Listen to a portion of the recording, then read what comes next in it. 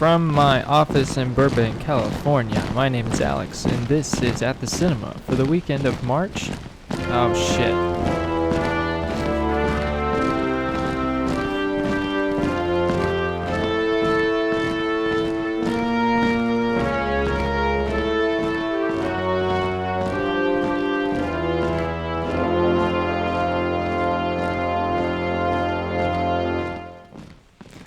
Welcome to the show. It's actually April 3rd, 2020. That is the weekend for this episode of At the Cinema. So welcome back if you're a returning listener. We're on the third week of California shelter-in-place orders.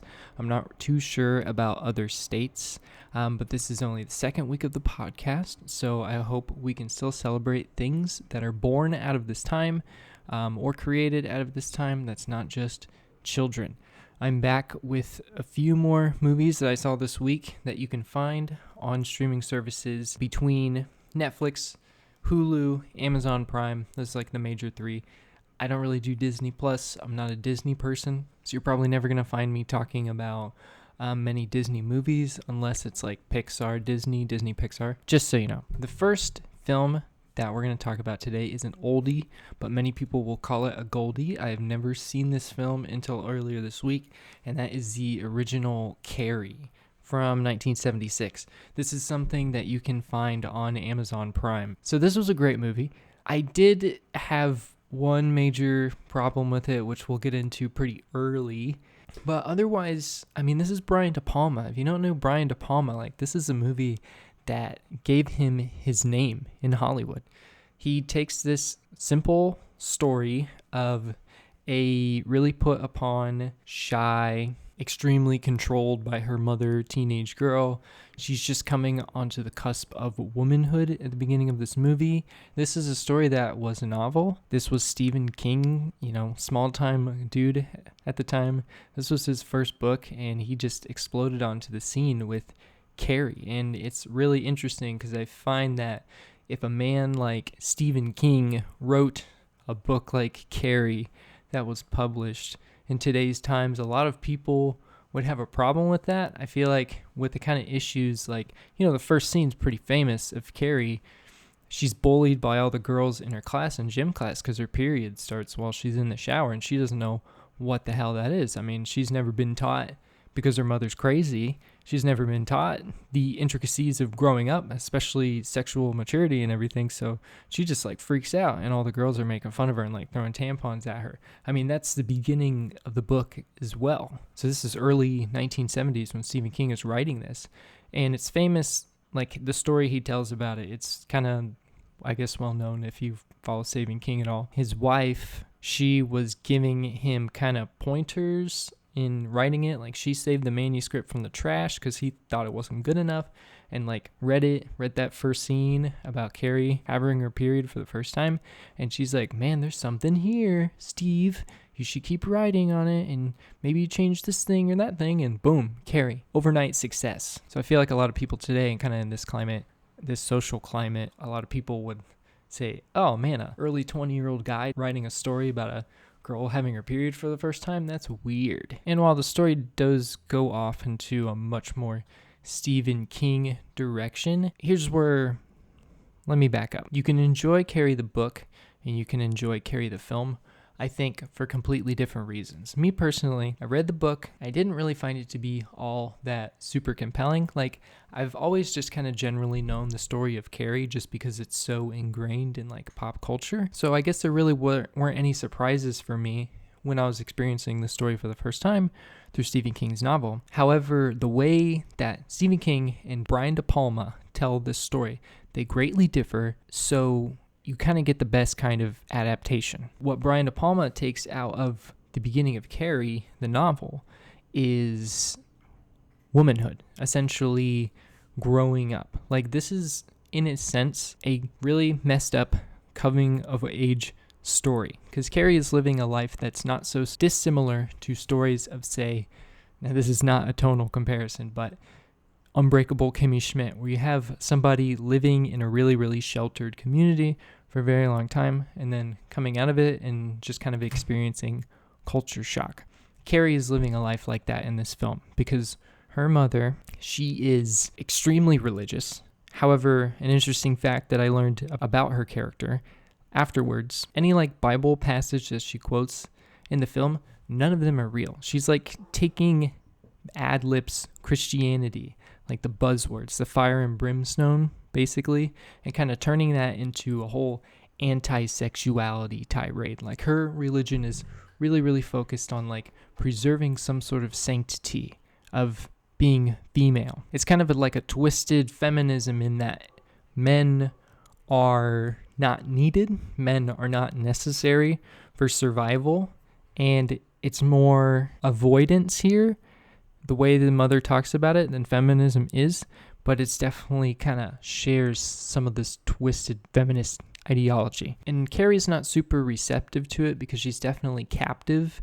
She's like a little bird. She's frail, and she's just subject to a lot of abuse. Carrie's mother uses her so-called religion as a method of abuse. Like, she doesn't come at it from a rational-minded point of view. She locks Carrie in a closet and she forces her to pray, and Carrie hates it. So naturally, Carrie doesn't have a whole lot of social interaction with people, even though she does go to public school. And everybody is really, they just pile on her the whole movie. The editing of this movie is really funny because Brian De Palma, like, he just really likes to just smash cut a scene from one into the next, just right on the end of a line that just kind of acts like a punchline. Like the very first scene is this really cool crane shot, comes over a volleyball court. Carrie and all the girls in her gym class are playing volleyball. Carrie's in the server's position, and she misses hitting the ball back, and they lose the game, I guess, immediately. That must have been match point. And her entire team is all mad at her, and they all just file past her, and they're just kind of like pushing her around, just being like, you suck, Carrie. And then just one girl comes up to her and says, eat shit. And it's just a bam, smash cut into the next scene. Brian De Palma does that a lot of times in the film, and it kind of lends this unintentional, it's definitely intentional, this intentional sense of humor throughout the movie that is funny and also kind of uncomfortable in the way you find it funny. Because a lot of the other characters in this movie are horrible. Like, there's two villains in Carrie's world. There's her mother, there's that whole can of worms, and then there are all of her classmates who are really, really nasty to her, as you probably know. But it's not just the famous prom scene that happens to Carrie in this movie. People are just really, really nasty to her throughout the movie. So it just sets this, I mean, it's just character development of these other teenagers that don't like Carrie. So when a lot of people talk about this movie, they talk about the prom scene because it's a work of art. And I'm not going to spoil the story if you don't really know the story of Carrie. But like I said, it's pretty well known. And I kind of experienced it through osmosis by watching or reading other things before I ever got around to even reading the book. And I don't necessarily think that's a bad thing because Carrie's marketing, a lot of it, I mean, I'm looking at the original poster right now, and you have the prom scene, you have the joke that's played on her right there on the poster. Like, everybody knows what she does, but it's, I guess what really makes this movie work in spite of that marketing is the fact that it's still really compelling and scary while you're watching it build up to what you already know is going to happen. Stephen King did not write this movie this way. Stephen King's version of the story in the book is told completely secondhand, basically. It's like an assemblage of articles about the aftermath of Carrie's stuff, or like backstory articles that like color some sort of context of what's currently going on, and also like interviews of people who survived her rampage. And it's really interesting, and I think that's why I don't really like the book as much as I like the movie, because it's kind of bloodless while it's scary.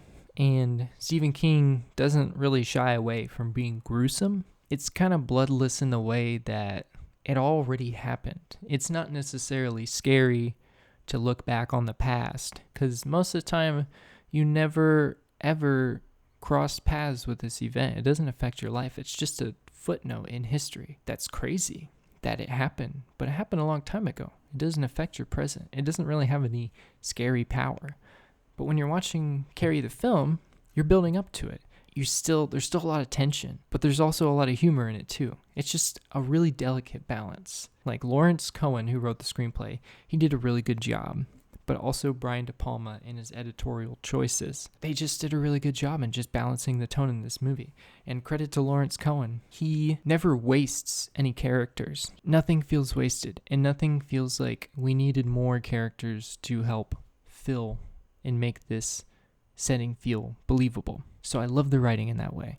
Carrie is just really tight. It has a great sense of pacing, and it really is killer. The ending is pretty awesome. However, my major complaint with this film is it just comes from the sense that you just get this dirty old man feel when you're watching the film. Like, so there's the very first scene in the film where Carrie misses the volleyball hit and the girl tells her to eat shit. That smash cut goes straight into the girls' locker room, and it's just like this tracking shot, the dolly going horizontally from left to right, just scanning all the rows in slow motion of the girls' locker room.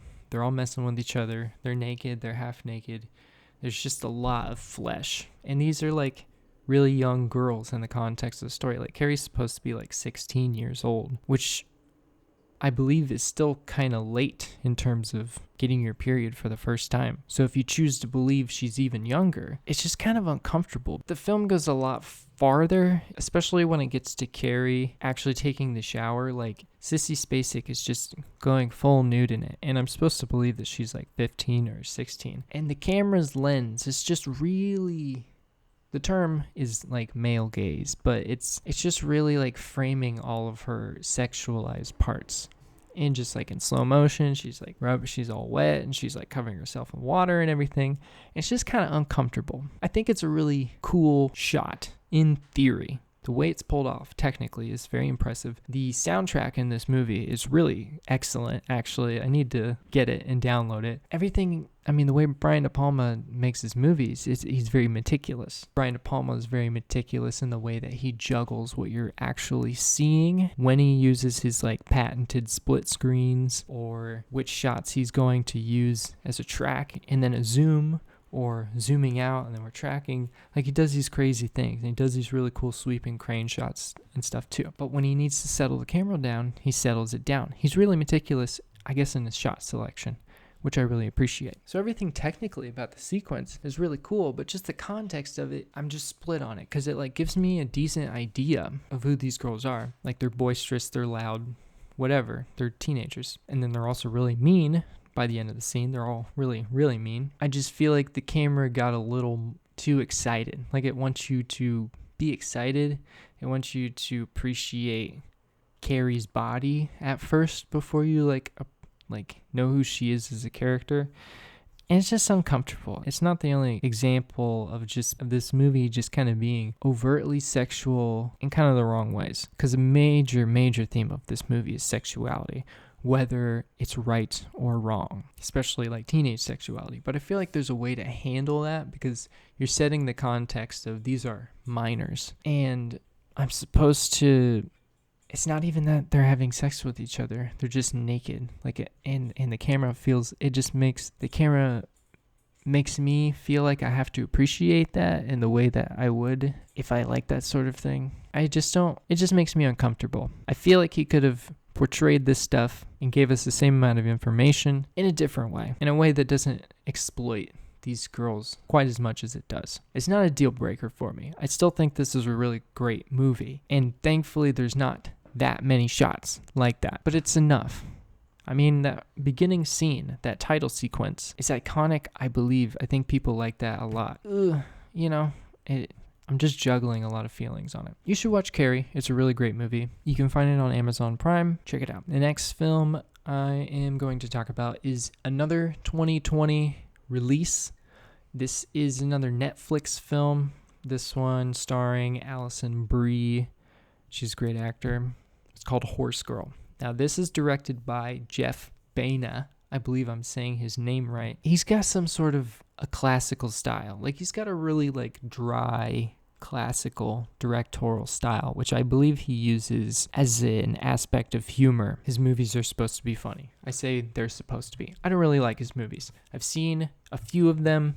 I've seen Life After Beth, and I watched The Little Hours earlier this year. I thought both of those were not great. However, with the exception of Life After Beth, because I don't think the production design or the way that was shot was really special, The Little Hours kind of showed a jump in craft, I guess.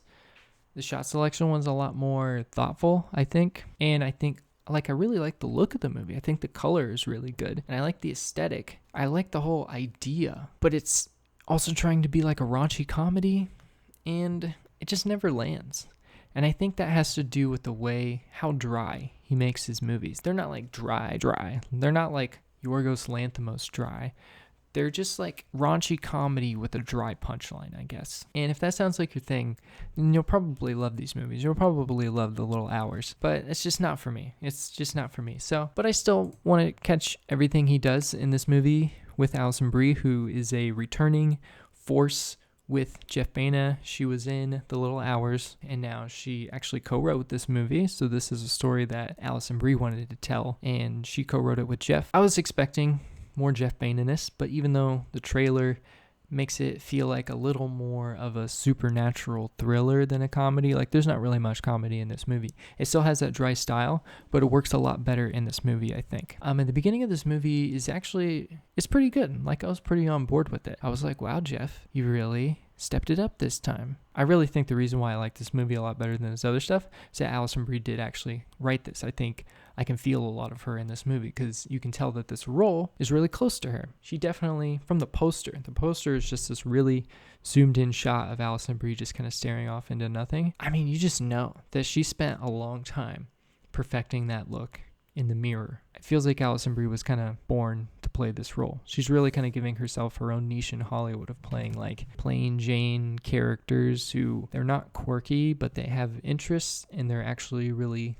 layered emotionally, and they're just as worth any other person on earth. You just got to get to know who they are. She plays kind of the same character, not to this extent here in Horse Girl, but she kind of plays a version of this Horse Girl character in her Netflix TV show Glow, which has been on a few years, and that's a great show. Horse Girl is not so much a comedy. It has some dry humor here and there, but it's something that comes on as kind of sad-ish, but also kind of cute at the same time. Like it has a real like heartwarminess in the first act of the film because you're watching Alison Brie's character. She doesn't really have any friends.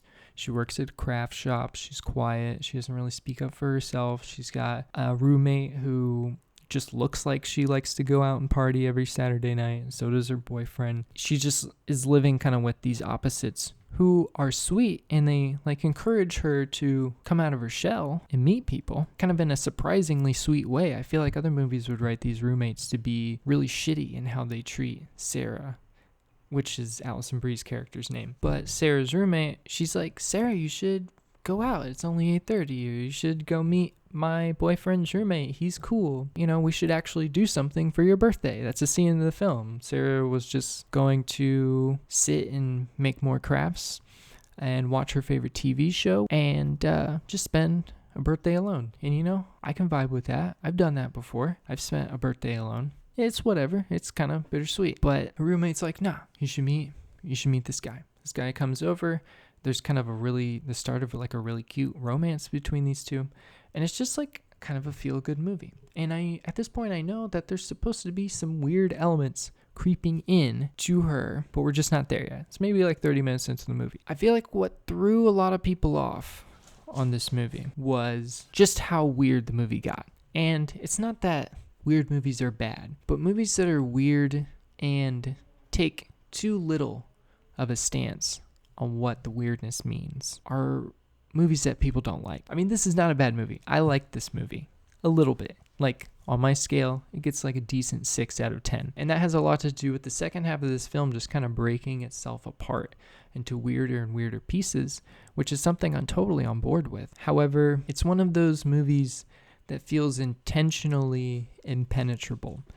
There are weird movies out there that you know what they're talking about. You know the major themes of the movie. You know what weird things within the film mean, or you can interpret that. Here in Horse Girl, I don't really feel like I can interpret much of the weirdness in the film, simply because I'm not really given a whole lot of context to what Alison Brie is struggling with. She begins having weird dreams, seeing people in her dreams she's never seen before, but those people like live in her town. And it's just becoming really apparent that Alison Brie feels like aliens are messing with her brain. She's waking up in weird places.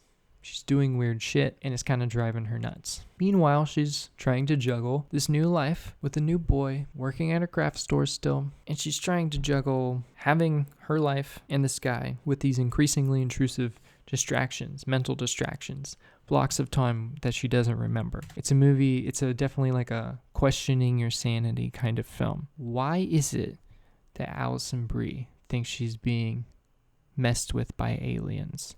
Like, what subtextual link does that create with an aspect of her personality or her psyche that we can diagnose? Like, do I feel like I know Alison Brie wanted to be a better person in this film? Do I know that her character wanted to have a boyfriend? I don't know that.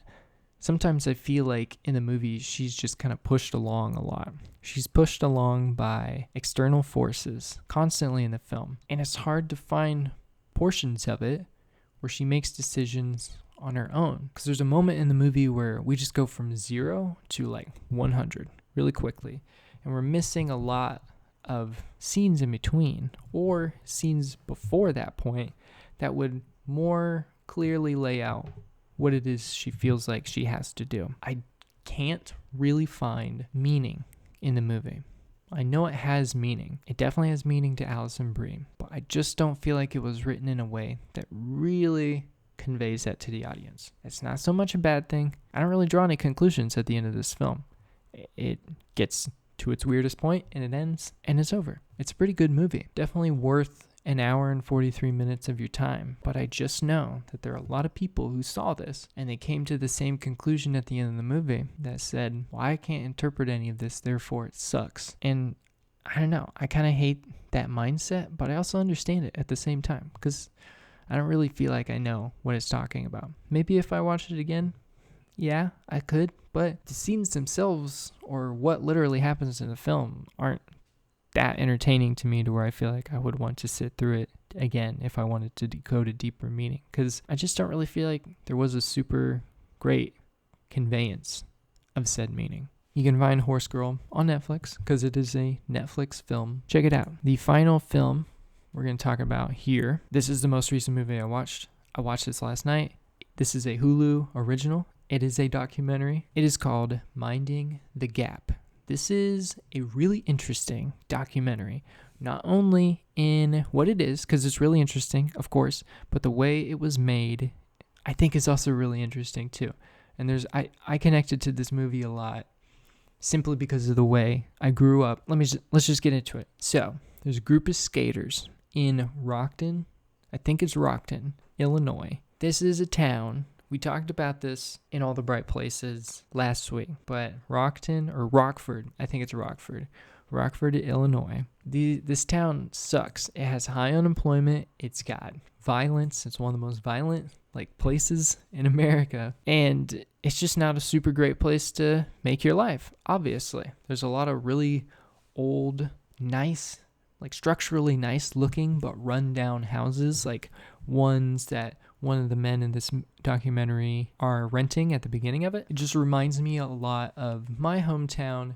There are sections of it where, the houses are old because people moved there, built those houses a long time ago, back when the town was booming. But once it took its own economic downturn, these houses, they don't get taken care of anymore. And people with lower and lower income rent them for less and less. And there's just kind of less of an incentive to keep it good, to keep it historical, to keep the property value high. These houses kind of look the same, but they're not carbon copies of each other. They're just all slight variations on each other. And I really like it. But I also feel like in rundown towns, you see those kinds of houses as the ones in states of disrepair. And I remember my city tearing down houses exactly like that, just condemned homes. I used to work for the government public access TV channel, so I saw a video of that. I think I edited together like a montage of a house getting demolished once. So all these dudes are skaters. They've been skaters for many years at this point, like they're adults, with the exception of Kier. He's like, well, he's basically an adult. I think he turns 18 pretty early on into the documentary. I mean, these are all real dudes. The guy behind the camera, he's just part of this friend group. You got Zach, you got Kier, and then you have the dude behind the camera, Bing. He's like the cameraman. You know, in skate video compilations, which are really great pieces of art, you got the fisheye lens, super wide angle of like dudes just like ripping pipes and stuff, doing cool skate tricks. To a beat, to a wicked track. They can be edited really cool. I mean, if you love skateboarding, you'll love the aesthetic of this film. And I really connect to it because, like I said, my hometown, in bits and pieces, kind of looks a lot like rundown Rockford, Illinois. And the kinds of dudes and girls, too. In one way, they kind of get left behind, but also they're just living in the town that they grew up in. And they're there for various different reasons, but I guess chief among those reasons is that they don't have the education or the money necessary to get higher education. So you just stay behind and you got to take what jobs you can to get ahead. I mean, you have to start your life, but a lot of people are kind of disadvantaged by their income level because they just don't have money to go to school. They don't even have money to borrow money to go to school. Even, or maybe they didn't want to go to school, or in Zach's case, he dropped out of school when he was like 16, before he was even 16. Like, I don't even know how that's possible. But I mean, he's like in his 20s, maybe mid 20s in this documentary, and really early on he's trying to get his GED. And there's this kind of attitude that develops of people who their education didn't get completed for one reason or another. They're just working like labor jobs or low wage jobs because it's all they can get. I've really seen this kind of attitude from people in my hometown that shame becomes less and less of a thing. Like, Zach is not ashamed that he's being filmed for millions of people to see trying to get his GED, and then he walks out of the GED place and he's like, boy, that was rough. I don't know what they wanted me to do on that thing.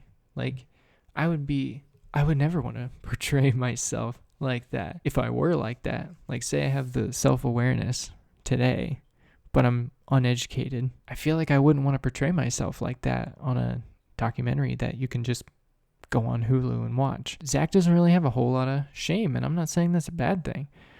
But that is totally an attitude of people who don't have a lot in life. So Zach, he's going to be a dad with his girlfriend, Nina, and they just have to figure out how to raise this baby. They're really young. I think Nina's like 21 and she's like wanting to go out to bars and stuff, but she's a mother and they're just working their dead-end jobs to make ends meet. But Zach wants to skate, and Bing, the cameraman, he skates. Kier, he's a friend of them. They've all known each other for years. They skate. Kier's trying to figure out what to do with his life. He just turned 18. He's obviously not going to college. What's going on with these dudes? In a way, we're following them through maybe 2 or 3 years, the course of this documentary. But what really makes it interesting, beyond the fact that it's about skateboarding, and I think skateboarding's cool, even though I suck at it, and also the setting of the movie is something I can really connect with, for better or for worse. I mean, all of these guys, Bing, Kier,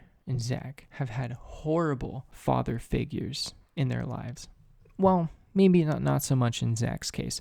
Zach was a case of being rebellious and a runaway. I wouldn't call that horrible parenting, but Zach seems to think that his dad just kind of didn't really listen to him, I guess. But he wasn't really abused in the way that Bing was abused and abandoned, and Kier was abused, and that abuse led to his own abandonment of his own father. And it's really tragic to see the ways people either find a way to not so much justify, but accept things that have been done to them by other people. Like in Kier's case, his dad beat him, and he kind of hated his dad. But he talks about his father with reverence. He loves his dad. His dad had passed away years prior, and at the end of the movie, he's trying to find his father's grave because he hadn't seen it since his father was buried there, which was years ago at this point. He loves his dad, but he also acknowledges what his dad did to him and how that might have affected him. It definitely, in Kier's case, I mean, he's a big sweetheart. Like, I think it definitely affected him in the way that he knows how he shouldn't act towards other people. But like, I mean, he's been filming these guys skate for so long. He's got footage of Kier as like a 12-year-old, like 6 years prior, getting in fights at the skate park and stuff. You know, he had to really figure himself out at some point. So he did a lot of growing up before the documentary, and in the documentary, he's still doing a ton of growing up. And it's just really interesting to watch these guys examine why they feel the way they feel. Like, Zach's a total alcoholic, but he explains to you why in the movie. Spoiler alert, it has to do with like the lack of like a connection to family. It's pretty crazy. I know so many people like Zach in this documentary. It's just really weird to be living a life that society says that you should be living, which is the go to college and like, they just tell you go to college. They don't tell you what to do afterwards. I'm living a completely different life than these people are living in this time in the documentary. Like, I'm not a young father. I'm not really grappling for employment. Like, obviously I'm trying to get employed in my industry, but I'm not like these guys where it's like, I'll take literally any job I can get because there's so few. And the things that does to you mentally, I mean, low income people, they just get worn down over time of just living paycheck to paycheck. At the beginning of this documentary, it just doesn't look good. And it's really interesting to see them really probe themselves really openly for this documentary. Bing gets so much access in the film to like all aspects of these people's lives. And at first I was like, man, like people must just love Bing in this town. And I wouldn't be surprised, but I mean, he's able to just roam around all these restaurants where his friends work and just like film them, and nobody's faces are blurred and everything. And then Bing's interviewing his mother later on in the film, and you see his crew, and I'm like, man, he got a grant for this movie. He had to have, or convinced an investor to give him a crew or something, because I mean the movie looks really good. Bing's cinematography is tight. The actual like scenes where they're just skating, where like this movie just turns into a skate video, I mean it's everything I love about skate videos. There's a really cool sequence where they're just like skating around in downtown Rockford, which is totally empty. Another thing I can totally relate with.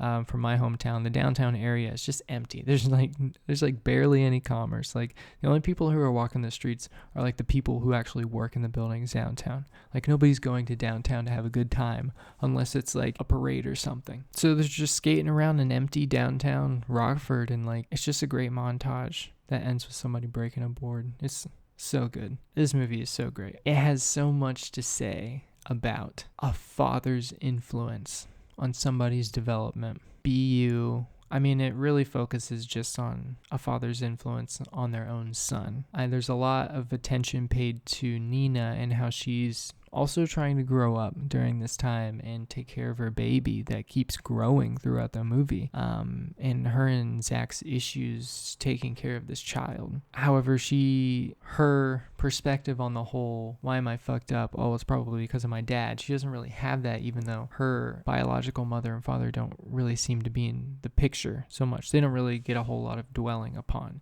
We're really checking in on Nina because we need to know literally what she's doing at a certain point. So maybe the documentary could have focused a little more, but I don't really feel like, the focus of this film is on Kier and Zach. They're the two protagonists in the movie. And Zach's shamelessness combined with Kier's sweetness just makes for this really emotional blend of real life, of people who look like they're living in a wasteland trying to just figure it out. And the fact that just because you don't really have a whole lot of money doesn't mean that the things that you're going to need in life get any cheaper for you. So it just means a whole lot more to be able to have the things that you do. It's really great. I love this movie. I think you should watch it to just gain some perspective on the world. That's what the best documentaries are all about. I have a couple other quick thoughts on some movies that were in theaters, but then the whole COVID-19 lockdown stuff started happening, so their theatrical runs got kind of truncated, which meant they were released digitally that you can actually rent. You'll have to rent this for money if you want to check these out, but you were probably going to go to the theater and see them anyway, so you're just doing it from home. The first movie is The Hunt. This is notable because it was supposed to come out last September, but then there was like some shootings, and a lot of conservative types were not happy about the contents of the movie, in that a bunch of conservative types wake up and are being hunted for sport by some liberal elites. There's a lot of politics in this movie. So it was supposed to come out last year, but it didn't. Donald Trump also weighed in on it too, which, sent a lot of conservative types to wail on it. And Universal Studios, I think it is, they just said, you know what, we're not going to release it. We'll release it later. So they released it here in March. So technically it is a 2020 movie and not a 2019 movie because it never premiered until this year. Starring Betty Gilpin and Hilary Swank. Directed by Craig Zobel. And this is written by Nick Cuse and Damon Lindelof, who wrote Lost. Damon Lindelof also writes a lot of TV, a lot of HBO TV now. He wrote The Leftovers, and he also wrote The Watchmen HBO series, which I'm watching, and it is awesome. But this is The Hunt. I see right through this movie. I do not like this movie at all. This is a really passable action film. The greatest thing about this movie is Betty Gilpin. She finds something in this script that's not that great, and just really commits to this zipped up ex-military person who finds themselves as one of the people being hunted, and naturally she has a set of skills that they did not count on, and she turns the guns back on the hunters. She's really awesome in this movie. I love her performance in it. However, that's pretty much all I like about this movie. With the exception of some of the action scenes, they're pretty decent as well. It's just that the politics of this movie get so far in the way of itself that it's just kind of embarrassing to me. This is definitely a bad example of a left-leaning industry like Hollywood trying to get ahead of people's criticisms for them. You hear a lot of conservative talk about liberal Hollywood, left-leaning Hollywood, the liberal elites, the rich people in Southern California. They hate them. They say they pull all the strings, whatever. So this movie decides it wants to hang a lampshade on all of that and say, oh yes, the people who do pull the strings are a bunch of overly PC, super apologetic for themselves and all of their microaggressions. These really rich liberal elites, yes, they do pull all the strings, and they kidnap conservatives who say bad things on Twitter. They fly them out to like Croatia, make it look like Arkansas, and then shoot them all in a game, because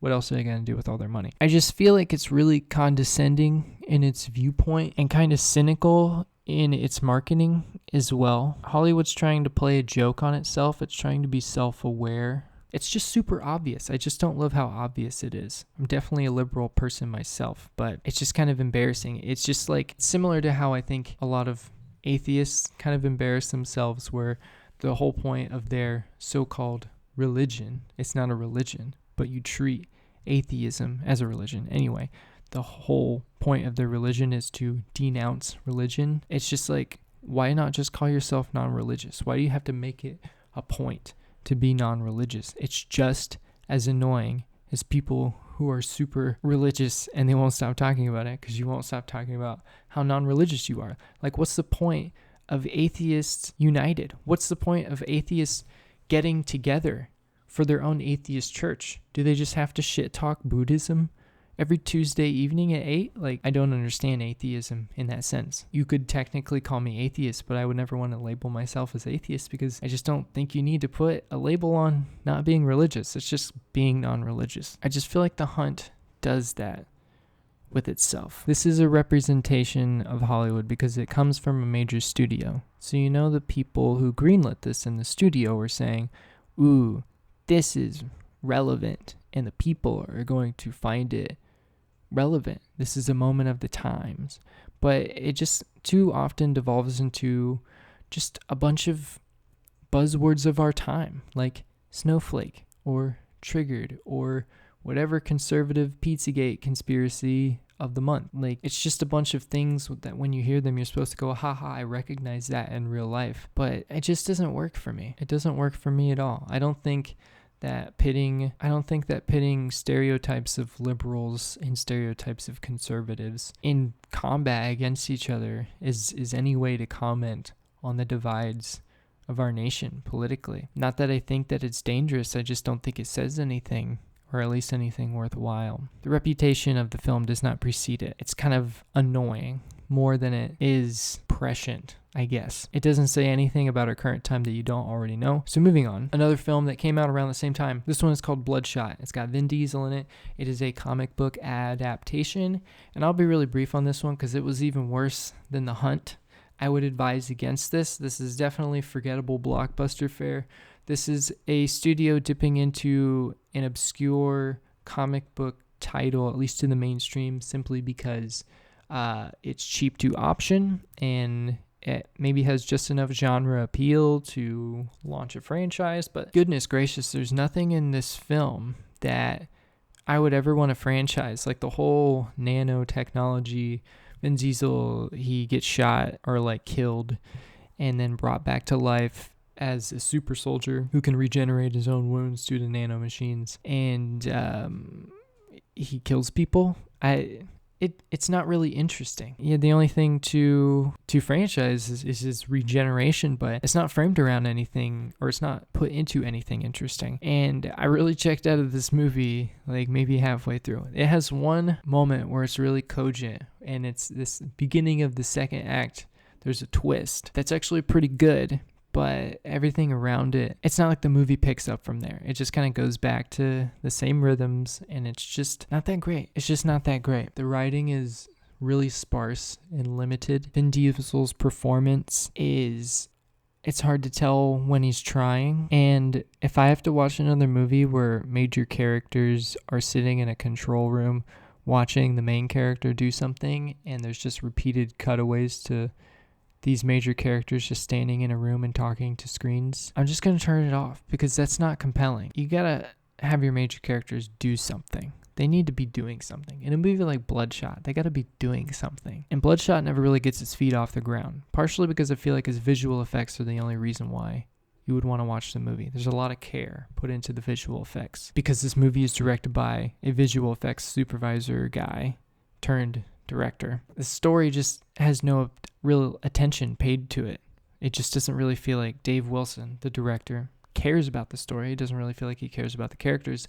He just wants you to see cool nano regeneration technology and some not so bad action scenes. But it's just whatever, man. You don't need to watch this film. It's like as R-rated as it can be while still being PG-13, and I think that kind of takes a lot of the enjoyment out of the action in this film. It really needed somebody's head getting blown apart, or Vin Diesel getting like a whole circle just like blasted out of his midsection where you can just see right through him, and like all of his charred guts and stuff are like dripping down, and then you just see that whole thing just like reconstruct itself. Like there is a shot, which you've probably seen if you've seen the trailer, where he like gets like a shotgun spray to the side of the face, and it like shoots off like pieces of his face, and then like the shot slows down, and then it freezes, and then the nanobites like reconstruct his face in midair, and he just keeps going. Like it kind of goes there, but it doesn't go there. It's just PG-13 nonsense, and it's not great. I don't recommend it at all.